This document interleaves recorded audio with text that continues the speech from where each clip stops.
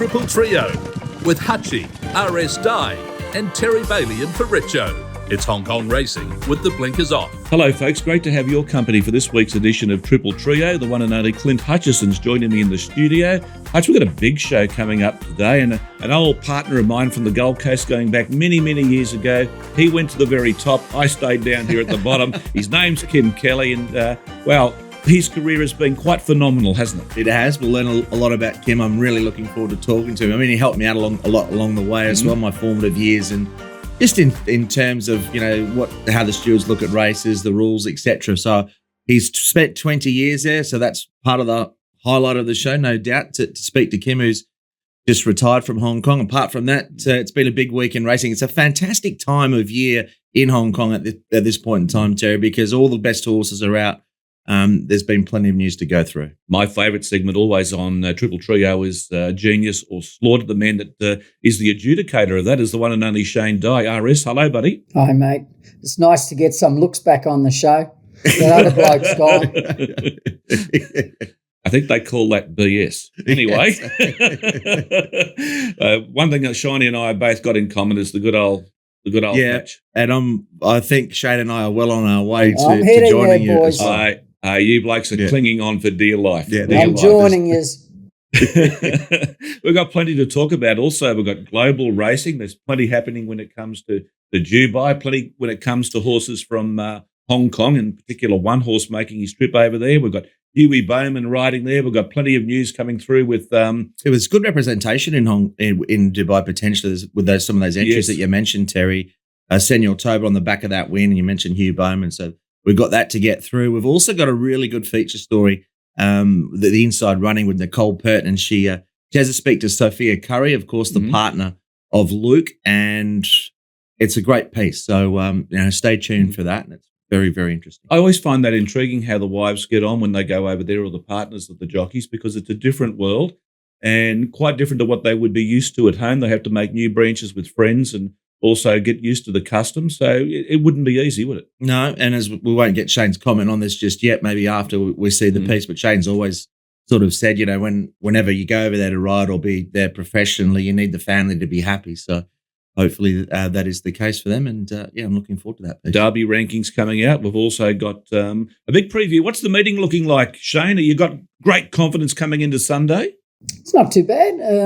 Pretty even, I think, Clint. A lot of big fields. One smaller one, but it's good racing. We can always find a winner or two. 10 races, of course. Shane, what struck me when I went through the meeting was how many races and how competitive they were. There wasn't much sort of between the top and, the first and eighth pick in the market, which isn't always the case in Hong Kong. Sometimes there's some standouts, and there are a few of those speckled through the card. One of the highlights will be the return of Beauty Eternal, who we'll touch on in the Derby talk.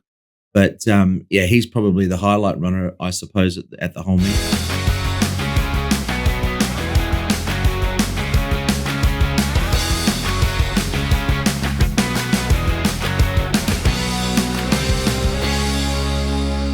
Racing.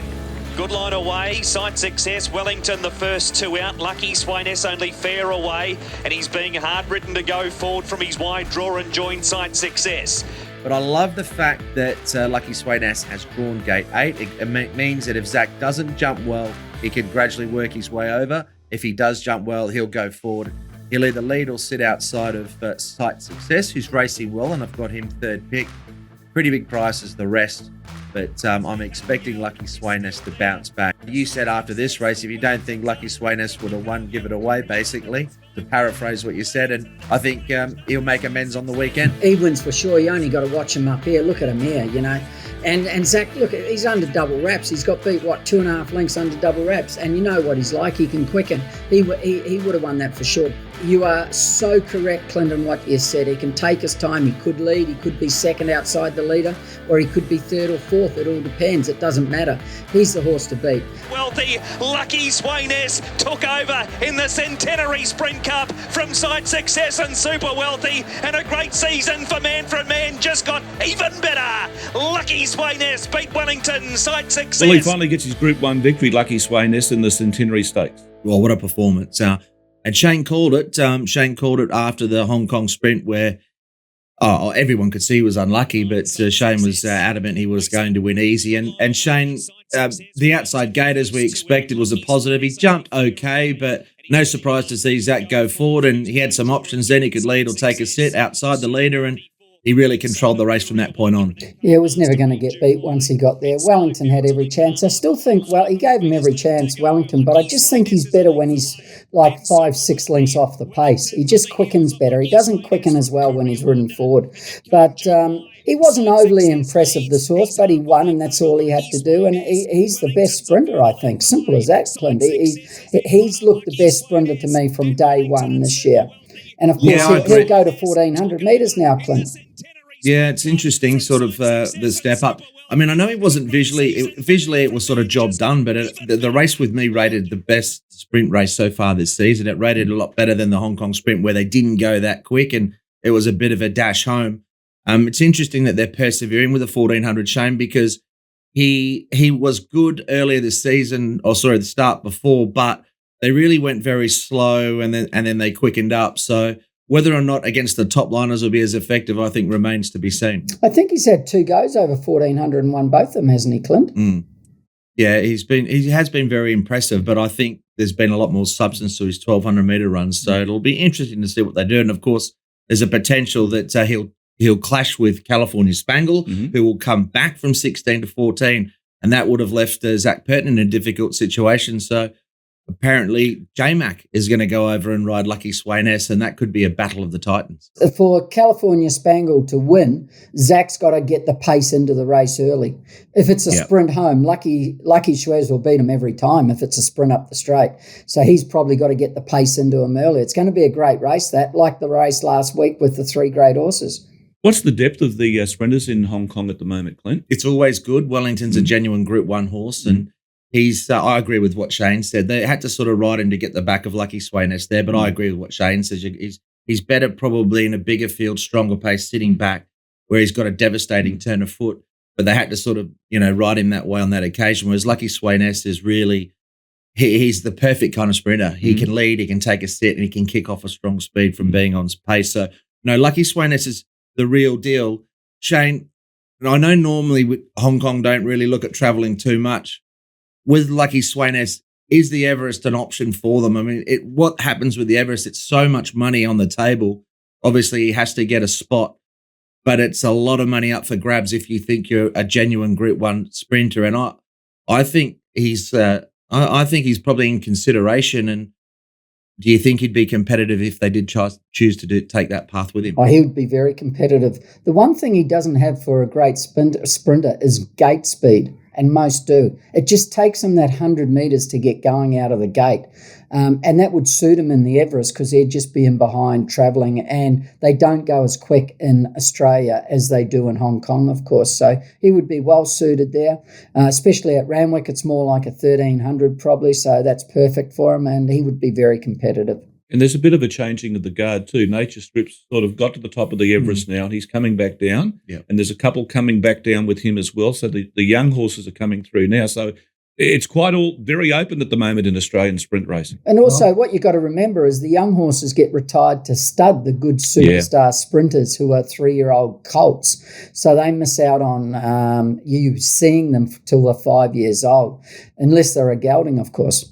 Golden 60, there's no Dubai for him, but, you're going to see him in the Hong Kong Cup. He's, look, I'm a bit disappointed, but I can understand their decision. This is obviously they won a couple of weeks back in the Stewards Cup. They're not going to go to Dubai. They're floating the idea. It sounds like, Shane, to me, that they've got their eyes fixed on Japan, and I can understand that. It's an easier trip for them. He's beaten a few of the Japanese already. It's a 3-hour flight, and I think from what I've noticed over the years, without going right through the data, it's not an easy place to go and win in Dubai and come back and race in good order. Whereas I think the trip to Japan's probably a little bit more conducive to an easier travel, notwithstanding you're taking on some quality opposition. But unfortunately, he won't be going to Dubai, but he might be going to Japan. I think the less travelling he does, the better he's going to be long-term in Hong Kong. He's just going to come back next year and be very competitive and can win again. You see a lot of these great horses go away and travel and they come back. Abel Friend's one who was never the same after he went to England. But you see it all the time. I know many come back and are as good as gold, but you do see great horses go away, travel, they come back. Silent Witness, it destroyed him going to Japan. Clint the second time, I think he won the first time, but he was never the same. So it can harm some of them, but not all. Righto, guys, it's time now for Sweet in Defeat. Is there such thing? They're off, and Sugar missed the start by 4 lengths. Then Dublin Star, Sugar Fast Buck, smart leader. Oversubscribed, lunges at the post, missed. Sugar, that's a sweet win for Alfie Chan. And which is it, Hutch? There are some sweet defeats, and this particular file or segment, Terry's been throwing up a few winners. As I do have a little head wobble myself throughout the season. Don't wobble it too much, mate. It's a pretty big head. It's a big head, and it'll probably fall off too, like a big bowling ball. But now, look, I actually didn't have a lot through the week that was worth following. But Pachisi's ready to win with Jamie Richards' stable. Aren't they absolutely flying? He was in on Wednesday. The overall race didn't go anything super, but this horse, Jamie's entered Pachisi twice over 1,000 metres. I think he could have been a lot closer on this occasion if he had have drawn low. He certainly could have been midfield. And it was a race with a bit of incident. There was obviously a little bit of a check, and look, he was back. He ran on really well, but the key with him, probably Happy Valley or Chartin, Shane, I think 1,200. He's ready to win one, and that's not to say he couldn't win 1,000 if he found one, but I think he's got his foot on the till. Oh, definitely. He was very impressive, even though he got beat. I actually liked him before the race because his first up run was really good, and he's a winner waiting to happen. You're 100% correct, Clint. The horse that should have won the race is the 5th horse in the blue colours. He wins for sure if he doesn't run off at the first turn. He just would have been 3rd fence and he would have been too good. But he ran off and lost, 6-7 lengths, and yet he come back at the end. If he doesn't run off, he stays 3rd fence. He wins that race for sure. Now time, my favourite segment, it's Genius or Slaughter with Shane Dye. They sweep for home now. Beander Cross has come very wide. Beander Cross answering the urgings of Shane Dye. Mannerism coming at him. Mannerism has got it.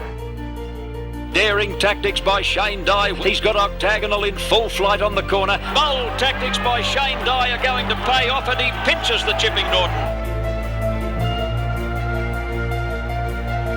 Well, Shane, you're in a good mood today because you've got more genius than Slaughter. Well done. Yeah, there's a few. A couple of boys are riding really well the last 2 meetings. Alexi Badel and Huey Bowman. This was just a beautiful ride. This is one of the best rides of the season. Huey Gate 1. This is a 2-horse race. There's nothing else that could win it. The leader is Super Fortune. Now, to show this patience isn't easy. I would say 99 out of 100 jockeys couldn't do this. He goes back to last. Now, he's on the 250 favourite, and he knows the only other chance in the race is going to lead. So he's given it a big start, but he never panics and just comes through the race gradually and just gets him into the clear at the right time. And he's kept him balanced. That's just a beautiful ride. A jockey who's riding with a lot of confidence and patience. And look at him go. He just quickens at the right time. Outstanding ride. So that was huge. Then we go to this one. This is one at the start. Happy Together, Alexi Badel. This was a very good ride because this horse gets back to last, and I had him back. But this was a funny race. There were 3 or 4 leaders, and then there was a gap back to everything. But he went forward and he got in. I think Huey's a little bit to blame in this race on Eremo, the horse behind. He should have kicked up and not let him in, because he was the favourite, Happy Together, and he should have kept them 3 deep. And Huey just relaxed his horse, beautiful, a spot back. But he had him in the run of the race, 1 back, 1 out, a great ride, come out, and he was too good. When he was ridden there, Clint, the race was all over when he was that close, and he had done a lot of work.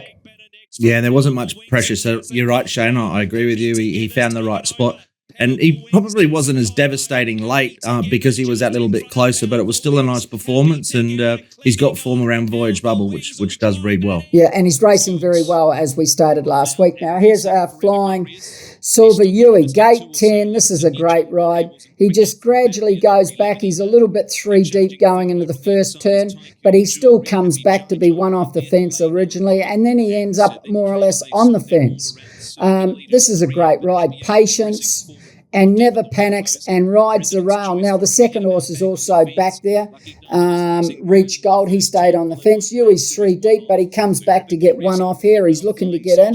He's perfect. He never panics at any stage. And up here, he can go round them, but he cuts in, and he actually has Reach Gold really tight on the fence. Now, he could have gone around them, and if he hadn't, he probably doesn't win the race. He comes in, he saves ground. He saved 5-6 lengths there. And that's what won the race. And, of course, he gets home. He's riding this track so well like that, but he's got the confidence and he's got the patience and he's doing it right. Very good ride. It's amazing how well he is riding. He had 3 rides on Wednesday, which could have been in the top 5 of the season. This is another one. This is a really good ride, Alexi, because up here he had a chance to go out, right? And he'd come back in, and he could have gone out. Now, the horse behind, if he doesn't dig him out of the gates when he misses the start and stays on the fence, he probably wins Rewarding Hero. But look at the ground it's cost him compared to the winner. And he had a chance to go out, and he didn't. He stayed in, he rode for luck, and it come as 9 out of 10 times it will. Very good ride. Alexi this week has ridden really, really well. Yep, Alexi's going well. But Hugh Bowman on Wednesday, special mention, well done, Shane. I mean, Hugh had Flash Famous, he had Special M and Flying Silver. I know he didn't win on Flash Famous, but anyone, like I said, those 3 rides are as good as you'll see at Happy Valley at any stage. He seems to ride he's riding with a lot of confidence, like you said, and he's certainly on his game at the moment. I think he watches this show, Clint. Would it be fair to say, guys, that that's his riding style of letting horses find their feet, and maybe that the way, particularly at Shah 10, how they fan on the bend, he can ride for a bit of luck and back himself more so than he does in Australia, because you're not quite as tight there as they are at, say, at Randwick or Rose Hill. Is that a fair comment, Shane? No, they fan more at Happy Valley than at Shah Tin because of the camber of the track, because it's very tight around that bend. So the only time they don't fan is normally on the A track, because they come around and they go straight back in. So you can get held up there. But when it's on the B, C, they just fan. And if you've got enough patience and you're not too close, the further back you are, the better you are of running on, because the fields open up at the 200 metres as you're coming into it. Whereas if you're 3 back the fence, you're a bit close because you're getting there too soon. So if you're further back, the field's already opened up as you're getting there, and it's so easy to ride those back markers like that. And Yui's got it down to a T and is riding really well. And Alexi, the last couple of meetings, he seems to. And a lot of the boys are riding like that there now, which is really good. The other good ride, Clint, I thought on Wednesday night, and he circled them, was the last race. I thought that was a very good ride. The kid who rode on it. Garitis. Gaius, the number 1 horse? Garitis, it was a nice It was ride, a really good ride, and I'll tell you why. He didn't pressure the horse at the 600, and he could have gone round them, and he was back last 3 deep, and he held on to it, and he didn't come out before the turn, and he waited, and he waited, and he waited, and he waited till they straightened up. Even though he was 3 deep, he wasn't working, and he wasn't going up and around them. And then he got him into the straight and he quickened like he did last season first up. And that was a very good ride also. Okay, now time for the slaughter, Shane. Which race? Who is it? I think this should have won. This is nearly fine. De Sousa. I don't know why he wanted to come off the fence. I understand. Watch this. Gate 1. Now, on Wednesday night, the fence was hot. I know a couple got home down the outside, but the fence was the best place to be. Now, the meeting two times ago, the fence was the best place to be also. He's come off the fence to follow Zach. Now, I know Zach's favourite, and I say follow favourite, so I might be to blame. I don't know. But the horse he's following is second favourite, and you're going to be on the fence. Now, look at the energy. He's trying to push this horse out here, and the energy you cost your horse is immense. I can't tell you how much energy that horse wasted doing that. And they get into a jostling match. You just don't do it, as far as I'm concerned. And he would have got the best run. Have a look at, I think it's Yui on Berlin Tango before, and he's had to work too hard early, and it cost him the race. And as it was, packing Famous, who he wanted to follow the whole way, and there's nothing wrong with that, but it was just the wrong circumstance of the race. When you got gate 1 around there and the fence is hot, you don't. And he could have just had the best run, and that horse probably wins, I'd say. Because if you turn for home, you watch where the red colours is behind Irishman. He definitely runs second, and he goes close to winning. And he just would have come through here, and he quickens well. But he's used too much energy, and now he's trying to get out, and the race is over. And he actually gets going towards the end. He definitely runs second, may win. The other thing with that horse is he won for Casper Founds the Million Challenge. So he's been a fantastic horse this season for Casper, Shane, and done a really good job with him. He's sort of come through the ranks and done very well. So they'd be happy with that performance. I think Casper's won like 4 of the last 6 or something as well. So he is the king of Happy Valley. A bit of global racing news.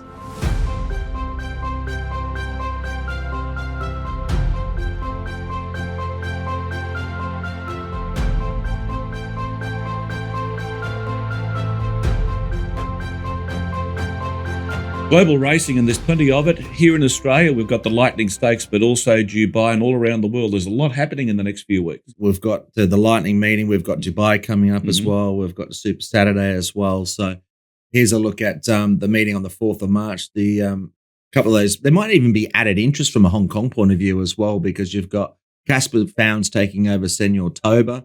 I think he was touting Skyfield as a potential runner in another race as well. That might be on the main day. Apache Pass for Pierre Rung. Pierre Rung in his first season of training isn't frightened to travel. He's going well, the young lad, and I like his get up and go. He's happy to take it. These are the entries for the main meeting, the Dubai World Cup meeting, and we've got Russian Emperor, Senor Toba. Well, they need a mile and a half, so it's good they go. They're genuine stayers, and then you got some others there on that list. So it does have some Hong Kong interest. And Shane, how do you think Skyfield in the Alquoz Sprint will go? 1,200, straight 1,200. Casper's pretty keen on him. He's probably just that length or 2 off the best in Hong Kong, but interesting with him, a straight 1,200. Well, you know that the sprinters normally measure up over there. Our sprinters are pretty good, so he could be suited. I don't know about the staying horse, what's in it, but normally the European stayers are better than Hong Kong. We see that every year when they come for the international meeting. Lightning Stakes, it's usually been the first leg of the Triple Crown back in the 70s and 80s. Probably not so much anymore because of the way the weight scales are all different to what they used to be, Hutch, but it's a great race. Great race, great meeting, and of course we'll have a special guest on next week to have a look at it. But Hong Kong will be wagering on this with the World Pool, and the World Pool figures were up on the initial meeting in South Africa, of course, that featured the Met, and the Lightning Stakes is always a great race, and it'll be an absolute beauty this year. A Group 1 down the straight 1,000, but the support cart's great, and we'll be hoping to fill in the Hong Kong punters or wagering public and others that watch the show with our thoughts on a few of these races. And no, it's an absolute beauty for sure. And this year will be no exception. And next on Triple Trio, it's Nicole Purton with the Inside Running.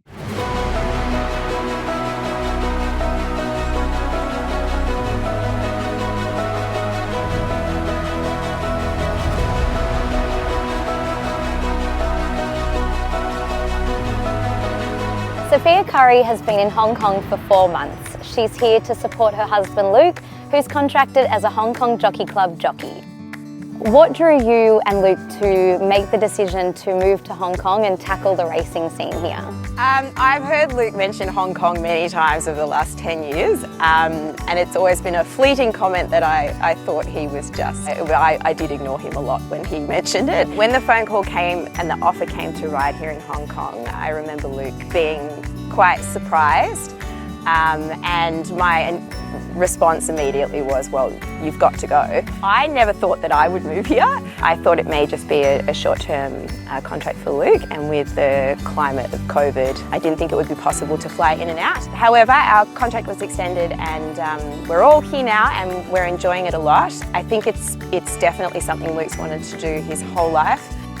What is your background with horses before you met Luke? I've always ridden horses from a very young age. My parents had a holiday house up in the high country in Victoria, so I've learnt to ride out in the Alps. As an older child, I did a lot of riding lessons, and then as a young adult, I've always been involved with off-the-track horses. When you were a child, you used to ride your pony, it was like Woman from Snowy River style. Can you tell us about that? Dinner Plain is a small alpine village, 10 kilometres out of Mount Hotham. And as children, I didn't think I was a child, but we used to ride our horses from Mount Hotham to Falls Creek, down to the Kabunga River, It was pretty incredible, and we'd get tired, as children do, and we would release our horses and they would run back to dinner plane on their own. Yeah, it was an incredible way to learn to ride. A lot of people don't believe me when I tell them that story, but it was a regular occurrence. So since I've met you, I have found you've taught me so much about my own riding and my own horse, and I can tell that you've got a lot of experience with horses off the track. Can you tell me about that? Most of the horses I've had in my life have all been horses off the track. I adore thoroughbreds. I think they're incredibly versatile, they're very athletic, and they're really smart. A lot smarter than a lot of other breeds. And for the last 7.5 years, we have had a business, a livery business, looking after people's horses. And as a bit of a side project, we've rehomed probably 30 or 40 thoroughbreds off the track, and I've enjoyed each and every one. I can name them all, and I know exactly where they're located right now. It's really beautiful to see them transition from sort of these really fast, athletic, flighty animals to a more relaxed equestrian horse. So if you were looking for a horse off the track for yourself, what qualities would you be looking for? I'm quite open-minded with all of the horses that I see. I tend to like a horse just on type. If it has a nice eye, then I'm drawn to it, and most of them do. So I don't really look for anything. I think most thoroughbreds can find a home. They may not be performance horses, but they can transition to be beautiful pleasure horses for people to trail ride or just enjoy their company on the farm. So you have taken a horse on livery here at Bees River. Lucky. Very lucky. Very lucky. What was the process like when you acquired him? So it's quite different here to home. You have to make an application to the Jockey Club to acquire a horse here. It's really well done. You can see the horse on film and you trial it. So it is quite different to home. So I was very lucky. As I applied for Lucky, he was my first preference, and I'm delighted to have him. He is a beautiful horse off the track. I think the Bees River Equestrian Centre is incredible. We don't have a facility like this in Australia, or not that I'm aware of. The fact that they bring the horses here, retrain them and then rehome them from the same facility means that you have so much support, and there's world-class facilities, world-class instructors. It's a really great opportunity for me to see things from a different angle. We don't retrain horses like this at home, and there's a lot to take away from here. How are you enjoying your life in Hong Kong versus your life in Australia? We all love it here a lot. We've been lucky enough to meet some really great people that have made us very welcome here, which always helps. Lucky has helped me enormously to like Hong Kong. Riding is a huge part of my life, and I couldn't imagine staying here without being able to ride. I'm very proud of Luke for taking the plunge. It's certainly a very difficult place to establish yourself. So I'm hoping that, we just make the best of the enormous opportunity. I wish you all the success, and Luke obviously too, and I can't wait for our next riding lesson. It must be great for Luke to have such great support from Sophia. Yeah, absolutely magnificent. Well done to Nicole Purton, of course, with that piece. She's doing an absolutely brilliant job. And Sophia, well, it's such an interesting story, and what a magnificent job that she's done, of course, doing this rehoming of the horses, and such a support base for Luke as well. And we wish him the best as well. I think he hasn't really had a lot of opportunities in Hong Kong, but I think he's ridden quite well with what he's been given. So hopefully Luke can sort of get a little bit more support in Hong Kong, and I'm sure he's got the goods to deliver if he does get the cattle. Hutchi's one of my favourite riders in Australia. Beautiful hands, very patient, very good judge. So we wish him all the best. Now it's time for Star Power, and we say farewell to Chairman of Stewards, Kim Kelly.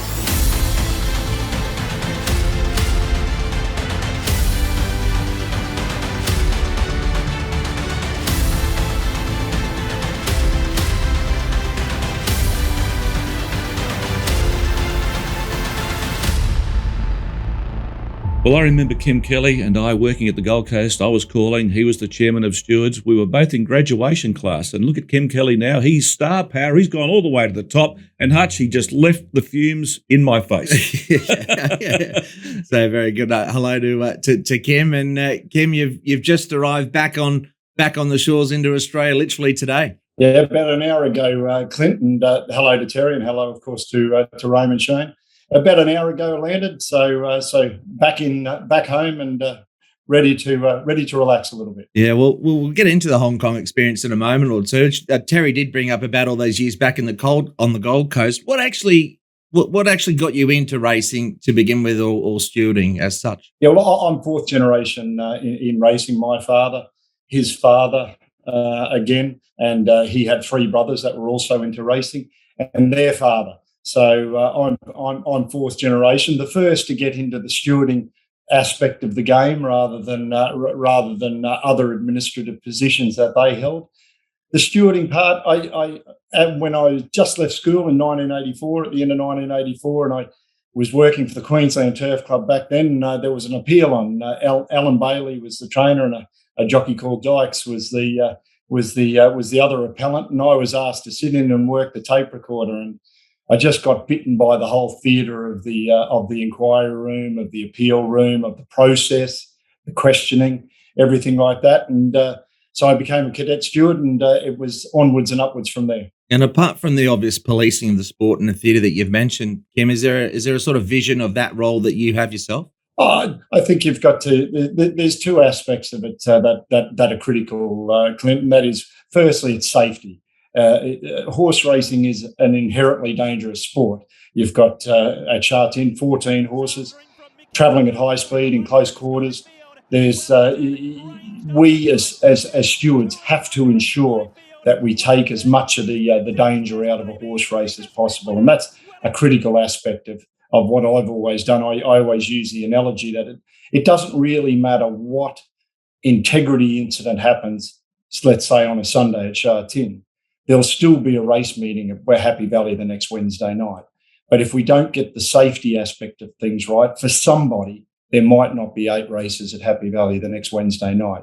So that's a critical aspect of what we've done. The other aspect, of course, which is the integrity of the sport. And we've got to, there was an old Australian punter years ago that said, money lost, nothing lost, confidence lost, everything lost. And I remember hearing that as a young fellow. And I just thought, well, actually, I'm going to take that from the punting perspective and take it over into the stewarding perspective, in that if I don't do my job right as the chief steward, then the confidence in the sport is eroded. And if that's eroded, then it's downhill from there. If punters don't mind walking off a racecourse losing, as long as they got a fair run for their money. And another analogy that I always use is Clint and Shane, a road that would be very well known to you both in Hong Kong, in Hollywood Road. There's 15 restaurants down one side of Hollywood Road, and there's 15 restaurants down the other side.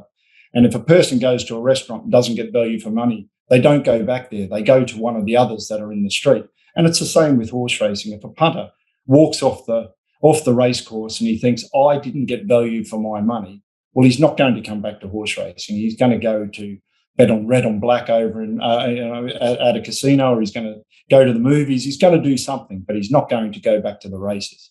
So that was they're the two critical aspects that a steward really has to look after. And we are the voice for the punters at the end of the day. The punters haven't got much of a voice on race day, so the stewards are the voice of the punter. That would be music to the ears of many all around the world, I'm sure, Kim, and you've delivered in spades in that department. 20 years in Hong Kong and a high pressure. Can you tell us a little bit about, obviously the turnover in Hong Kong we all know is huge, and there's a lot of pressure in your role when you were there as a chief stipendiary steward in terms of delivering what you've mentioned and in terms of policing the sport and keeping the integrity there. Can you tell us about the pressure in that role? I think pressure is what you make of it, Clint. I thrive off that sort of pressure.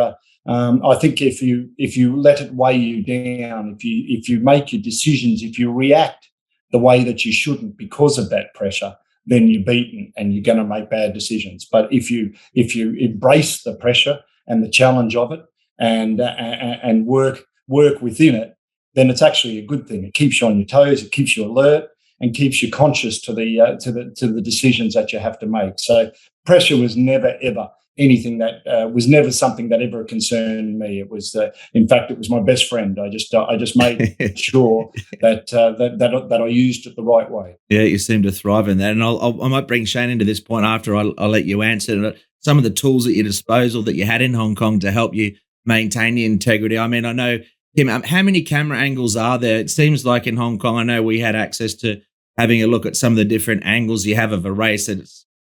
How many exactly camera angles do you have as a steward there to have a look at what transpires in a race? And tell us, is there one camera as well that just focuses on one horse per race? We've got 8 or 9 cameras around the track, and now with the technology, we don't have to have those isolated cameras like once upon a time they did have to do.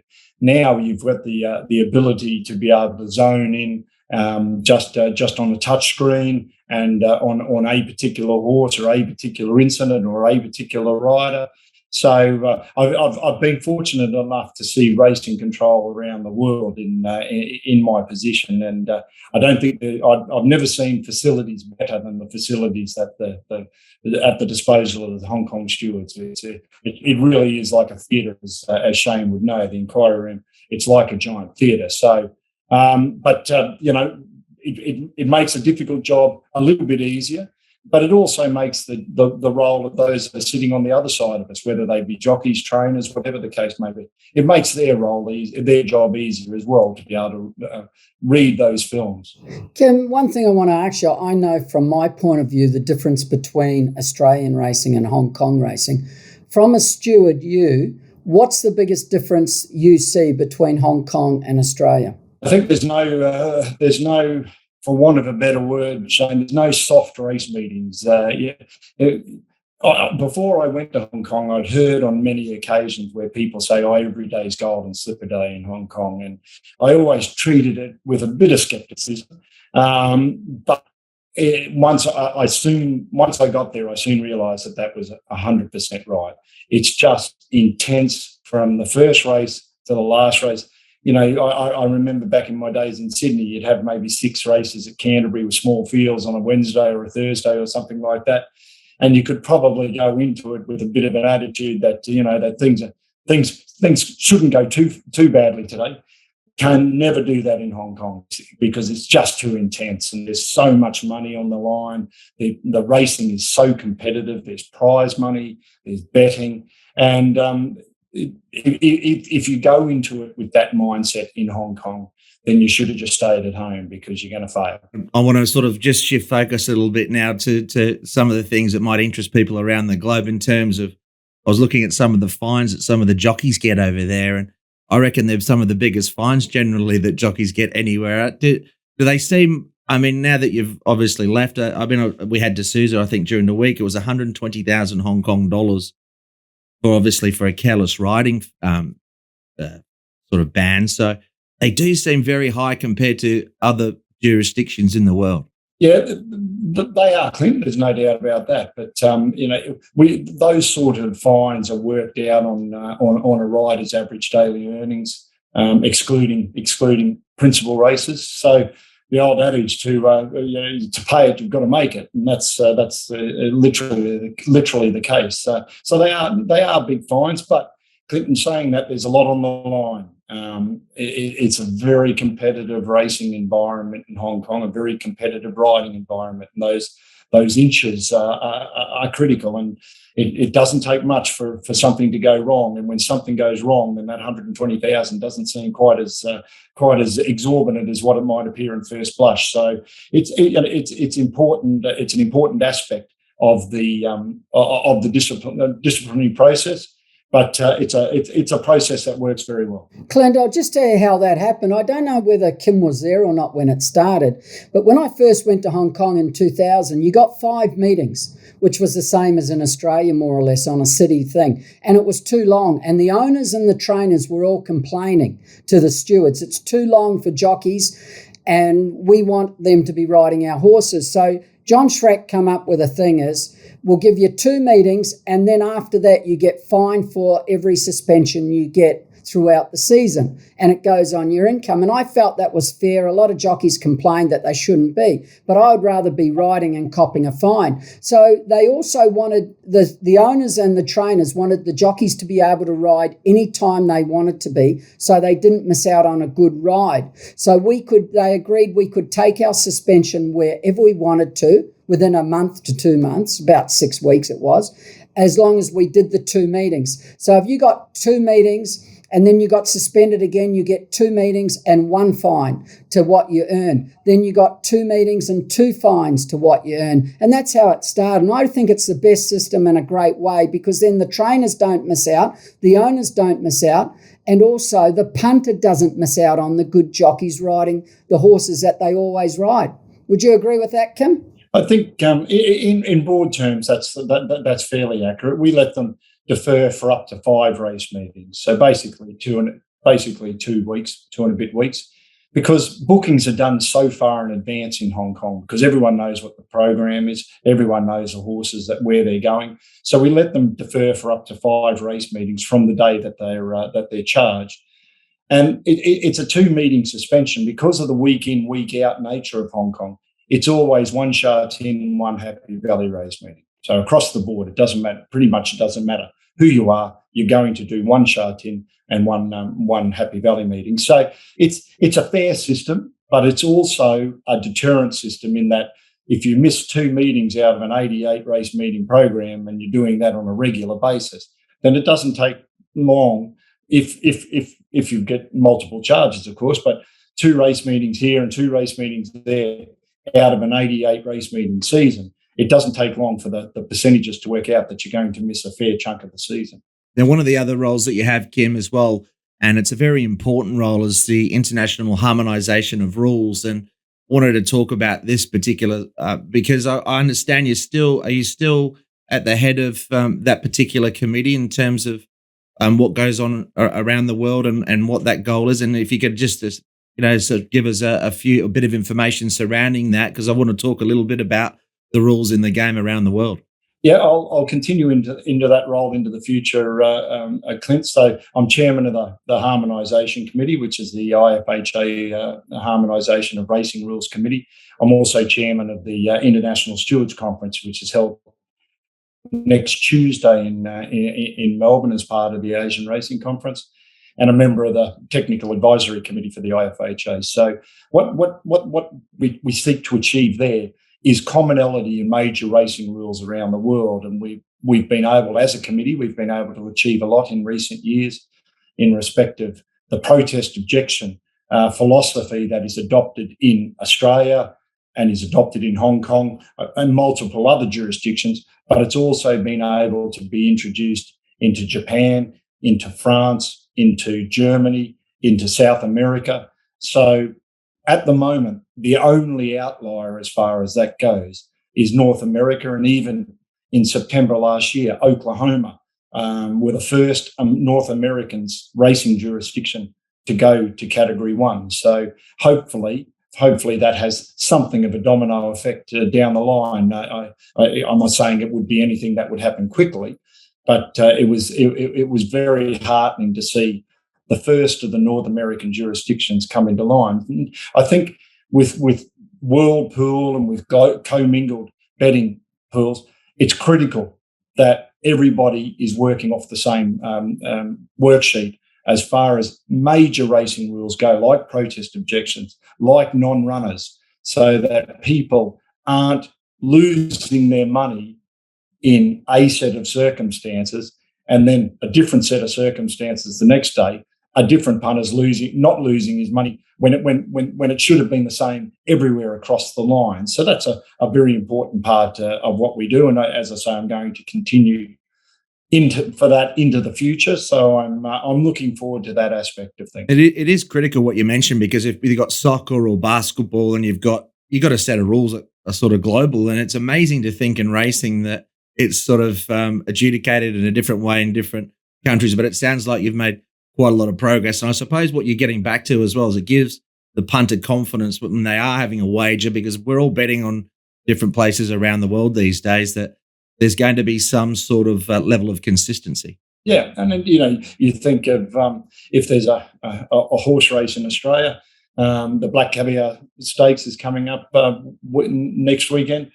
If a horse wins by 3 lengths and causes interference on the home turn, well, best horse has won the race, and then you deal with the jockey and whoever else afterwards. But in North America, if that same scenario has occurred and if they interfere with the the fourth horse, and they think that the fourth horse could have finished third. Well, the winner goes down back to fourth. So even though it's the best horse in the race, and the horse that did finish fourth couldn't have beaten it with head start, that's frustrating for punters. That's frustrating for horse people, whether they be owners, whether they be trainers, whether they be jockeys. So we've got to try and take those elements out of it. And the non-runner is important too. You know, where a horse is denied a fair start and in one jurisdiction, and the same thing happens in another jurisdiction, but the rules aren't there. So that horse, when it really had no chance at all, isn't able to be taken out of the betting pool. So they're the sort of things that we're working at achieving harmonisation, and that will be a major benefit for racing around the world, and a major benefit, particularly now in these days where betting has no borders. Not like the old days, not like when myself and Terry were at the Gold Coast, where you're betting within your own borders. Betting now is a universal product, and it has no borders at all. So it's critical that we get those major racing rules harmonised for the benefit of the industry. Who's the best jockey you've seen in Hong Kong? Well, not riding in Hong Kong, but been or whatever. Well, the best jockey that I ever saw was in his younger days was Sumion. He could do things. He could do things on Class 5 horses at Happy Valley or at Sha Tin that he could do on Group 1 horses. You know, he just willed them across the line, and I think he was the most prodigious talent that I saw in my early days. But one thing about being the chief steward in Hong Kong is that you get the best seat in the house to see the best jockeys, the best trainers, the best horses around the world. And I've seen too many, Shane, to be honest with you, to single too many out, because I've just, Ryan Moore, I don't know that there's a better reader of a race during a race than Ryan. He just knows where everybody is, and he knows what's going on around him. Purton is another one that's very good at knowing where everybody is and riding a race tactically to suit those circumstances. But I mean, that's just two or three. I could be on here for another 20 minutes and I just keep rolling them. They just keep rolling off, because that's the benefit of Hong Kong, is that they all come through there at some stage. Actually, in Australia, the thing I have here is they do not realise how good some of those European jockeys here, and I've always rated Suleiman one of the best. I've got Ryan Moore, number 1, Gary Stevens when he was riding 2, and Suleiman probably 3 up there somewhere. But in Australia, they don't think they're as good as they are, and they are better than they think. I think they're amazing jocks, some of them. Kim, good luck in the future. I saw you got a Broncos jumper behind you there. Could be a good year for the Broncos this year too. Well, I won't put the hex on them, Terry. The only thing is I do fancy them in front of the Dragons at the end of the season. Yeah, that's not very brave. Good on you. Thank you very much, Kim. No, that's a fair point. That's a fair point. Good luck in the future, mate. Enjoy being back home. Thank you very much. Thanks, Terry. Thanks, Clinton. Thanks, Raymond. Shane. Hong Kong Derby ratings coming out, Hutch. Yeah, look, obviously, after following the Classic Mile, and there's been a few other runners that have sort of, some of them that have put their hand down and others that have put their hand up. Look, this is my ratings now. I've got Voyage Bubble at the top. I think Beauty Eternal's been a big jump following his win over the 1200. Tuchel, Sunny Singh, I still have question marks whether or not he'll sort of go on with it, but I have written an article. It is on the website. There's my top 10, and I think there's a few there that just won't stay the trip. So the big question mark was Keefe. On my figures, he ran 10 lengths below his best in the Classic Mile. It was 2 bad runs in a row now, so I'm not sure where we're at with him. But at this point in time, there's nothing wrong with the form of Voyage Bubble, and Beauty Eternal is the one that's right in the game. And, of course, Beauty Eternal will be running this weekend over 1,400. I saw a horse there called Encountered. I remember another horse with a similar name that Shane Dye rode in a Golden Slipper one year. Yeah, should have won with my stick. Run out. I was actually talking to James McDonald about it today, about the 2-year-olds. He rung for something or whatever, and saying about Encounter, how he, it was about the filly, the good filly that's racing tomorrow in Australia. It's got gate 19. And I said, oh, mate, I won the breeders on Encountered, And he said, who's that? He didn't even know him. I said, it cost me a golden slipper. He shied at my stick. I raised it to hit him. I hadn't hit him, but he saw it and he ducked out.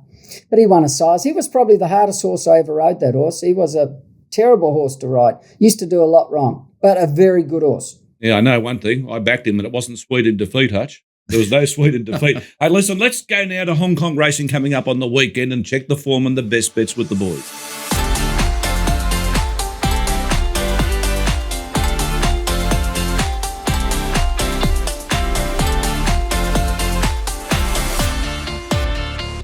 Okay, Hutch, we're starting with race number 8 on the program over 1,400 metres. How are you assessing the market and the depth of this race? Very, very competitive race. A number of these runners come out of an event that was won by Fast Buck recently. We've got, obviously, Let's Do It. But this is a race. It's like a few on the card, actually, that there really isn't a lot between them. Imagine the market will probably centre around Fast Buck as we take a look at that second sheet, and not much depth down the bottom there. I don't think Singapore's Choice to Rust, etc. will be competitive. This day, Shane, Fast Buck had the run of the race. There's a few in it. Holy Power, Let's Do It, Sparky Star. I think they could potentially bridge the gap with a little swing in the weights, etc. But an improving horse for John Size and Zach Purton. He'll probably be under what I'd mark him in the race, but he's certainly racing pretty well. This is a good race, because most of the field are racing well. And it's a pretty open race, even though he's going to be a short price favourite. Like Hussein Bolt's going good. Let's Do It's always a chance. Mr. Valiant went well last start, went better. Wide Blue Yonder run a good second. Holy Power, 2 runs have been good. Even Lucky Gold got gate 14, but he's been racing well over 16.50. Sparky Star gets better. Look, go through them. Hero Icon, I backed last start at $52, and he went enormous. 3 wide. Midfield, wide turn, and kept coming. And he's not the worst from gate 2, but I'd have Fast Buck on top. But it's a good race, that, for a class 4, Clint. Very good race. I think he'll be too short for me, Fast Buck, and he's obviously a very good winning chance. The 2 horses that interest me, Shane, you did sort of touch on. Wide Blue Yonder, we made a good case for the other day. Apprentice Ridden, I just think that 4.5 kilos off is a real big factor. And the other one is a really interesting runner, Mr. Valiant. He ran on a day where it was that very windy day at Sha Tin. I think there were 30-kilometre winds. He was back in the field. He kept on okay. He maps much better here for Karis Teeton. Tony Millard, the stable's not going that well at the moment, but I think this horse maybe can kick them along a little bit. He should get a good run, and I thought he might be a bit of value. But I'd probably be betting around the favourite in the race, Terry, because I think it's a lot more even, and I think the market will be very strongly with Fast Buck. Let's go to race number 9 now. This is a class 3 over 1,800 metres. What's the depth like, Hutch? Well, the depth's good enough. I mean, a lot of these sort of 1,800, 2,000 metre races can be sort of a bit of a merry-go-round, Terry, but there's a horse that stands out here. I'll have him pretty short price favourite in Champion Dragon. He brings the 5G patch form, which is once again another key form reference, but there'll be some money to be made in this race in terms of Quinellas, which I'll touch on in a moment. But this was Champion Dragon. Now, Luke Ferraris ran in this day. He led up. He got challenged and beaten late by 5G Patchy's stablemate. But look at the gap back to the rest of them. I'd imagine if the young lad Angus from gate 1, he's got to jump well. If he's positive on this horse and he's not a difficult ride, look at how much of a margin he's put on the rest of them there. Now, there's other races where he doesn't have that sort of margin, but if he holds that form, Champion Dragon is going to be extremely hard to beat. And I don't mind, Shane, the young lads, when they're on that kind of horse that sort of jump, I'd rather he go a little bit quick, but just put him forward, and I think Champion Dragon will do the rest. Oh, he's got to be on top. He'll be short. There's not a lot of pace in this, so he's going to lead for sure, you would think. What you got to remember last start too, with Luke on, he's carrying the 135 or whatever. He's 10 pounds lighter, so he's meeting all those horses that he beat 4 or 5 lengths, 8 to 10 pounds better. It's a lot of weight, Clint, with a soft lead. He's way on top for me, and he's going to be very short. The other one in the race is Woodfire Bro. He had a wide run last start. He's got very good form. He's racing well. And Perfect Team didn't go bad last start. Clint, he ran all right for his first run. He goes from 1,400 to 1,800, but his 1,800 metre form in Australia was pretty good. So he could improve a little bit second run. Yeah, I agree with you. He was known as Elzami in Australia Perfect Team, and I think it was a nice first up run for him. Up to 1,800, he'd be much more of a force. There'll be value in the Quinellas here, and I'll tell you, Perfect Team's one of them. he might be relatively in the market. I think the blinkers going on co-partner elites is also worth noting, but there's one horse here that I think you have to put in and might be worth a smaller play, even though the favourite will be tough to beat. And it's right down the bottom, Pegasus General. It was very unlucky the other day not to finish a lot closer. He's got a little bit of mixed form when you read through it, but I think he'll be quite a big price, and he might even be worth a Quinella place, or maybe throwing in the Quinellas and maybe something small on the win. He'll run much better than I think the market will have him pegged down as. And the last race number 10 on the program, boys. Hutch, you got a market for us for this as well? I do, and it's a short price favourite, Beauty Eternal, $1.60. I think he might be shorter than that with a tote. It's hard to know. He's a very popular horse, but he's been extremely impressive. I think looks as though he's headed to the very top, and of course he will be a Derby aspirant, and this is a step in that direction, so I need to tick the 1,400 metre box. But he strikes a horse in good form in Majestic Colour, who won his last start. There's a couple others there that could run okay, but there's a bit of a tail to the field. Shane, he stands out. He might start even shorter. But what this horse has been able to do, and I know in the 3 wide line this day was probably a better spot, Shane, but he's still doing, like you look at his performances, and he's eased down here. I think he had the 7th best 200 of the meeting, or certainly in the top 10. I mean, he's a remarkable horse, a serious talent. He's class 1 for sure. He should be undefeated. He's got gate 1. He'll box seat. I just hope Zach just gives him a quiet ride there and just lets him quicken to see if he can get the distance of the Derby later on, instead of taking everything out of it and digging him to lead, and the race is over, he wins, but he's learnt nothing for the future. It's not a strong race, that, Clint. He stands out by a mile. It's just a matter of how many winners Zach's ridden before there. Just looking at this quickly, he might have ridden 2 or 3, maybe. He hasn't got great rides on the weekend, Zach, and he's missing a race, so he's got 2 or 3 really good chances. So whether he starts $1.30 or $1.50, $60 depends on how many winners Zach's ridden before. And it's interesting. I thought initially, Shane, they'd ride him like that, give him a little bit of a sit in behind. He's got to be clean. Let him relax and see if he can run through the line. But sort of also potentially negating that somewhat. It's a race where there's not a lot of pace. He's drawn gate 1. And do they want to sort of get the horse's rating up where they can nearly win impressively, and they just say, well, we'll go out and lead today and win by as far as we can? I don't know. I'm sort of a little unsure at this point in terms of their tactics. Do they lead or do they sit leaders back? Well, it all depends how he jumps. If he jumps in front, of course he's going to lead. But if he jumps and he wants to be 3rd or 4th, I'd be riding him where he's happy. John wouldn't want him being pushed to the front. Not a hope in the world he would. I'd say he'd want him to teach him to learn how to race properly for the future. And if he's 3rd fence, he's going to win. And also the horses that are going forward are racing all right. Murado goes forward, he could lead. Master Hero goes forward, he could. What else is there? Majestic Colour went forward last start from gate 12, he could. But actually there's not a lot of pace and real leaders. But they're going to be going forward, those 3 horses. So he's either going to lead or box seat. Okay, the best bets, boys. Can you put me into, Hutch?